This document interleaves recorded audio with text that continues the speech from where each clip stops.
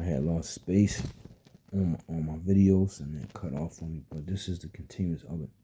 So again, it says either make the tree good and its fruit good, or make the tree corrupt. So we corrupt that tree by our actions. That's not good.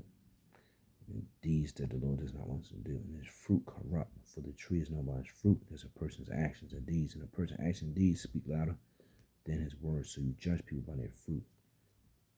O generation of vipers, how can you being evil speak good things? For out of the abundance of the heart, the mouth speaketh. So whatever's planted in a person's heart, that's what will come out of that person's mouth. You judge them. You can even make I would say, a hypothesis or sort of a judgment on what's coming out of a person's mouth, what kind of person that person is by what they're speaking about all the time. They come out speaking negativity all the time, or perverse things, or worldly things. That's what's planted in their hearts. A person like to gossip a lot, slander a lot. That's what's planted in their heart. They got gossip, they got bitterness, they got immorality. They always talk about perverse things. That's planted. That's what's planted in that person's heart.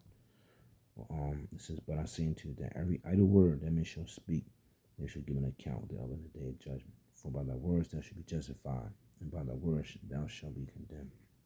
And people, the way people live, is like people don't care. People must like don't know, or people, Satan has dumbed down people to the point where they're not conscious of this. That every word, people disrespect people each and every day, and this is the fruit of your lips. You're sowing. Death and life upon the tongue of those who love to eat the fruit of it. And people are sowing evil. Even their words, even their mouth is being used as a weapon. And it'll be judged for it. Let's go to the book of Matthew 7. It says on verses 15. It says, beware of false prophets, which come to you in sheep's clothing, but inwardly they are ravening wolves. You should know them by their fruits. Again, you should know them by their fruits. Do men gather grapes of thorns? These false prophets they're walking briars, they're walking thorns. They have no fruit, good fruit in them, and they bear no good fruit. You should know them by their fruits. Do men gather grapes of thorns, or figs, or thistles?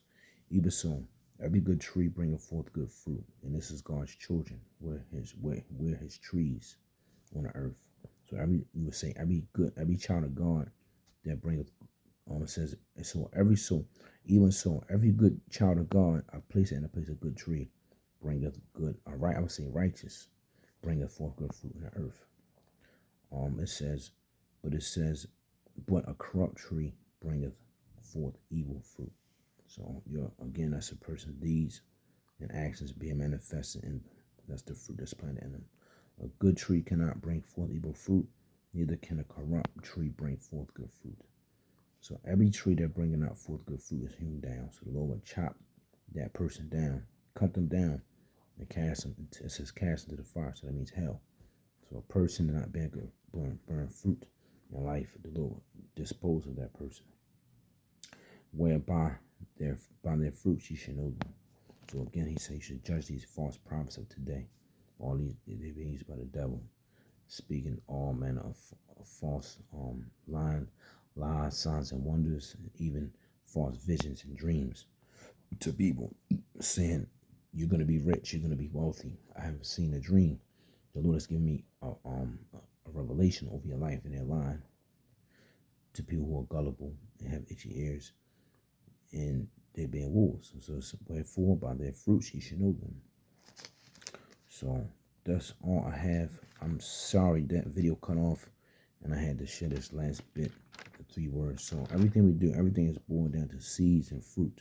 So the Lord is going to reward each and every person on the earth, even the people that's dead in the grave, waiting for the coming, their sleep. That's all they are. They just sleep in the grave, and the Lord will resurrect the good and the evil from the grave, and they will reap their rewards. So a reaping. So God bless you guys. I love y'all. I hope that was edifying. I hope that was, enlightening for you guys. And I hope that, the Lord will continue to use me to be able to speak the word to you guys, and do your own homework. We're all in this thing together. We all have to do our part in pushing this word, pushing the gospel. And I love you guys with the love of Christ. I pray that you guys stay blessed and strong in the Lord, especially in this times that we're in now, because lawlessness is at an all-time high, and Satan wants to deter us away from him as much as possible. He wants us to walk blindly in his life so we can fall into a ditch. That's destruction at the end, like the son of perdition. That's Satan. All right, so the Antichrist, of course, as well. But God bless you guys. I love you. And I'll see you again, God willing.